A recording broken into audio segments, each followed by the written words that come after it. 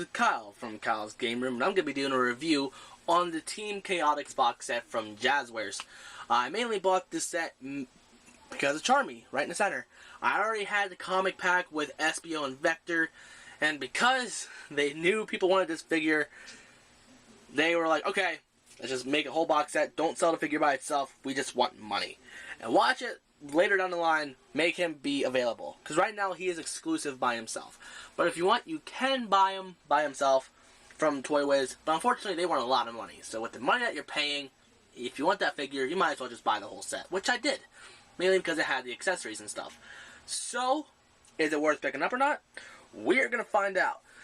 So, let's go over like what it all comes with. And then we're going to actually compare Espio and Vector to the comic pack versions of the figures. I'm going to tell you which one's the definitive editions and like which one's like definitive edition. I'm thinking of Tomb Raider now. Which figure isn't definitive version?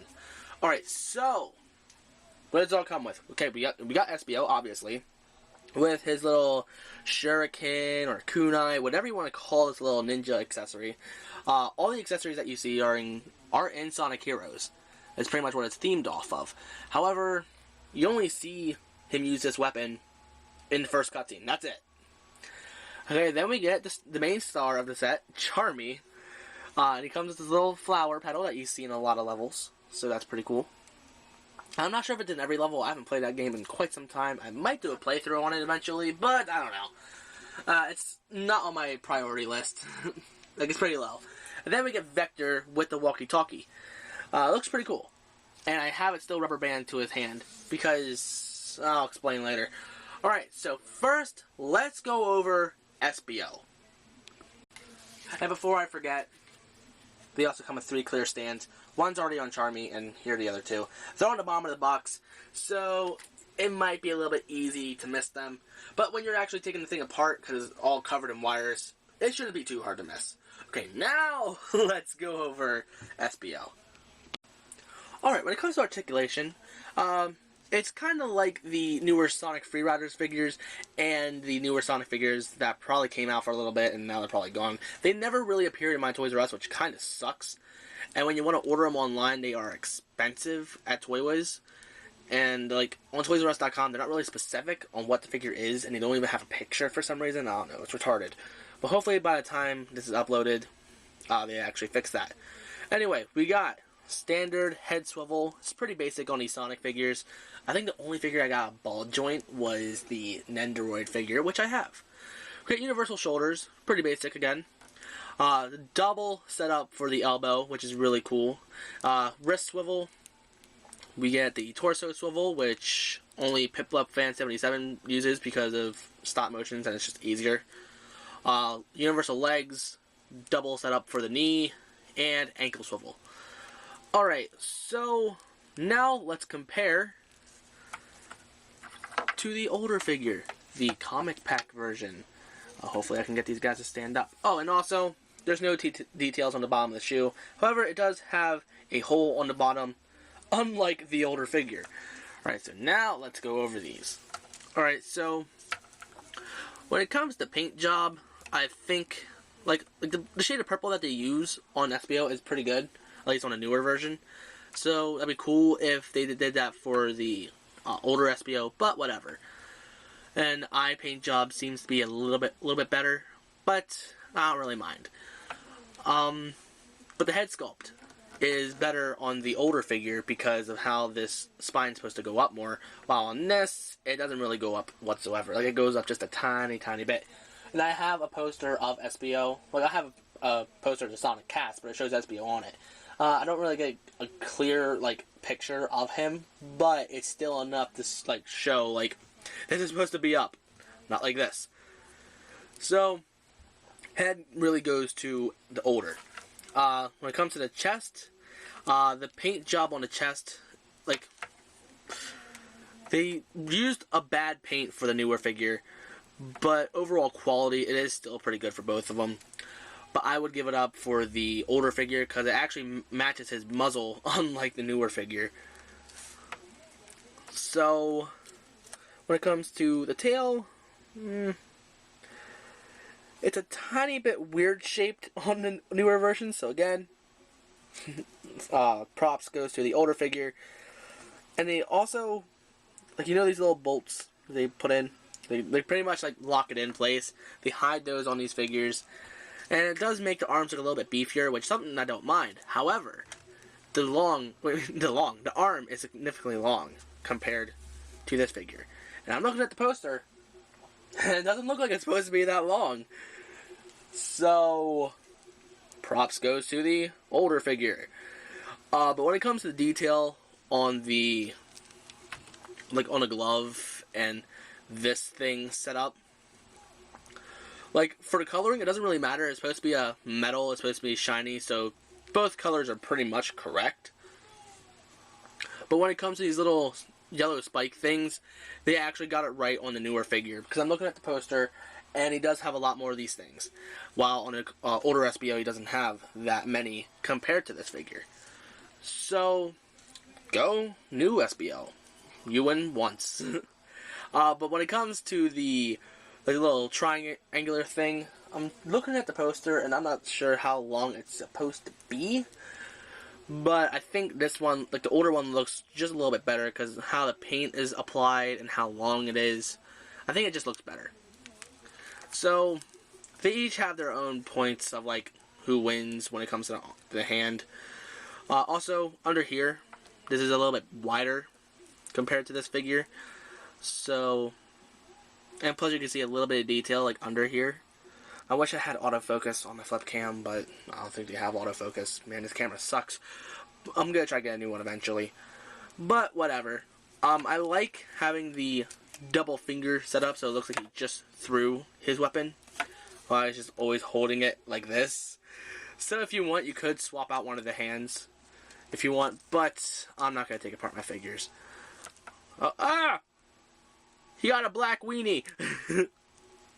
Anyway, when it comes to the legs, they are a lot easier to move on this figure. They're not too loose, so he can't support himself. He can actually support himself quite fine, and they're loose enough so it articulates very smoothly. While on this figure, it is a little bit tight for me. Like, just play with it a lot, and it will eventually get a little bit loose for you. But when you mess with it for the first time, you're gonna struggle a lot. And having these weird knee setups, I'm not really too fond of. I actually like it set up. Actually, when it comes to knees, this is okay, I guess. I don't know. But with the arms, I don't really care. Like, these double joint things, they are nice, but they're not really necessary. But for one thing, it makes the, like, because of the way that they lock them, like, they, not lock them, but, like, they hide those points or whatever, like those little bolt things, they will make the figure last longer if you play with it a lot. When it comes to the shoes, they're both pretty much on point. The shade of purple that they use for the newer figure seems to be a little bit better than this figure. They hide the seam better on the older figure. Even on the head. You can see a little bit of seam on the head. While on this figure, you see like little to none. So, when it comes to the shoes, I'll give it up for the newer Espio because he has the whole... It's not really necessary either. He has big enough feet to support himself, and he's not really top heavy either, so he's good to go. And if he does fall, it's because I have a very unlevel surface. But anyway, yeah. The overall best figure is the older Espio. Like, even though this one does have a few things better than the older one, I would still recommend the comic pack version a lot better. So now, let's go over Vector. Oh, wait. Before I move on, let me talk about the accessory. Here, his holding things hands are a little bit too big for the weapon itself. Like, it slips in and out too easily. So if you do want to actually make him grasp it, you want to put the grip right in between the thumb and the index finger, because then he actually has a really, really good grip on it. But if it passes it, it's not going to hold in very well. So there you go. But it does look weird, like him holding it like that. Like, it just looks kind of weird. So what I like to do is have it set up like this, because it looks more like a super cool ninja. Hold on. Get it out of there. There you are.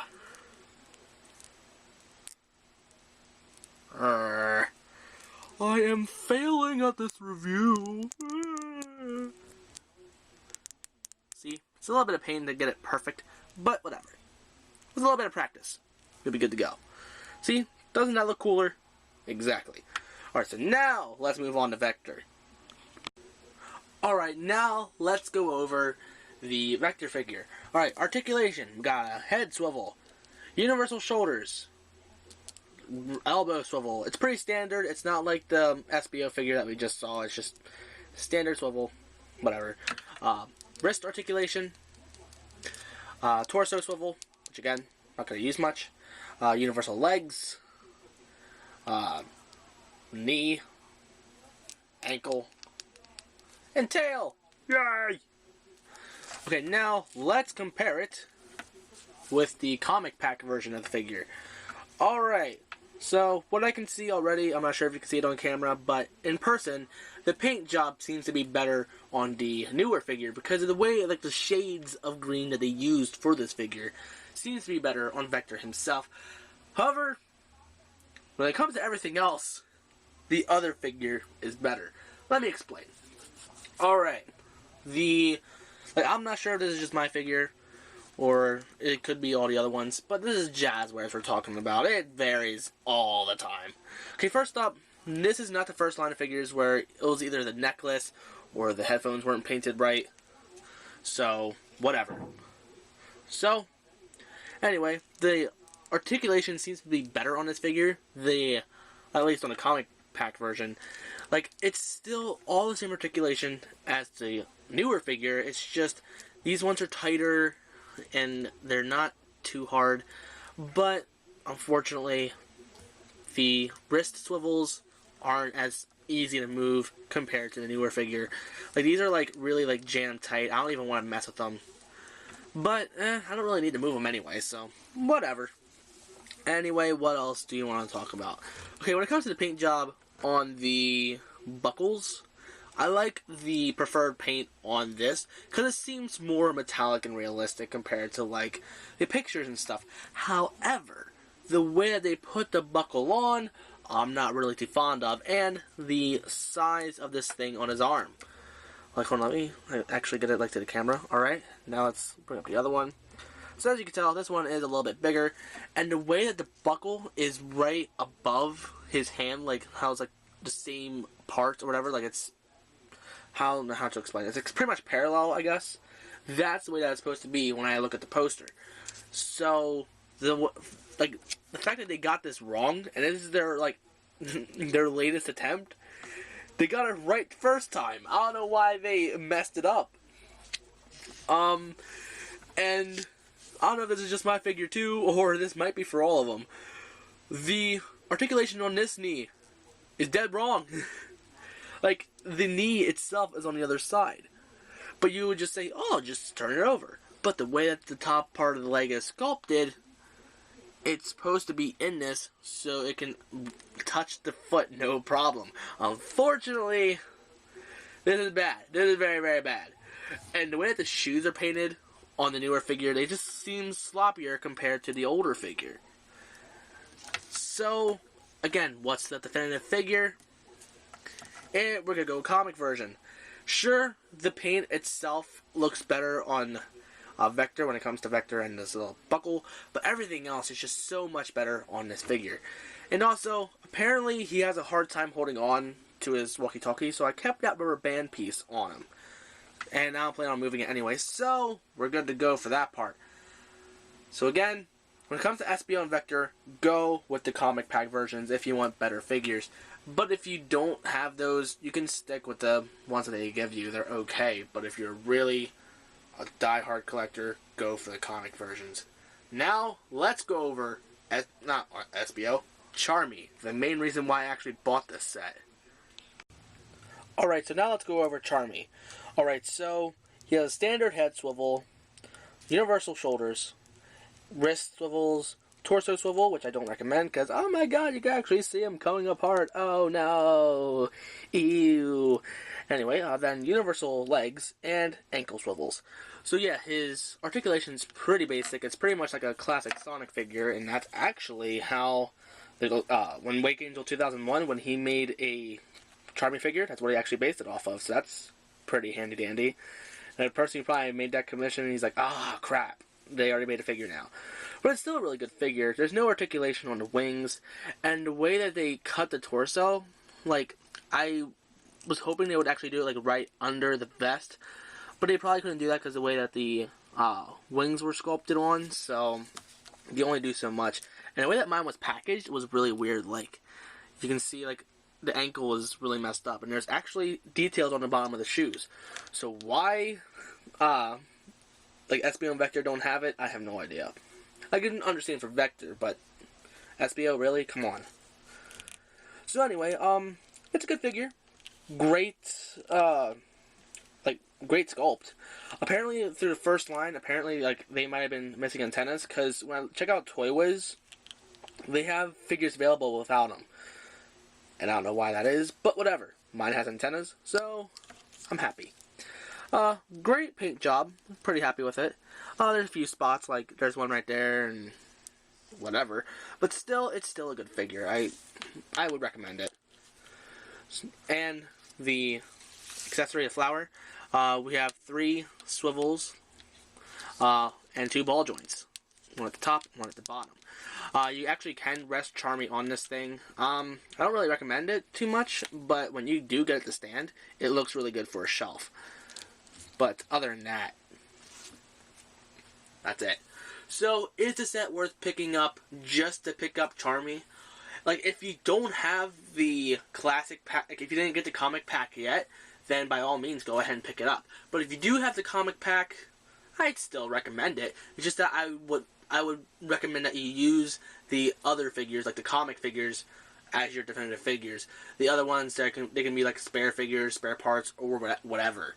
But overall, Charmy is worth picking up. So, if you have any questions, let me know in the comments section. And next time, I'm going to review Blaze the Cat and the Sonic comic pack. Then after that, I'm going to review the Pit Figma. Then after that, I'm going to probably do a Crash Bandicoot figure setup. I don't know. But, yeah. I guess I will see you guys next video.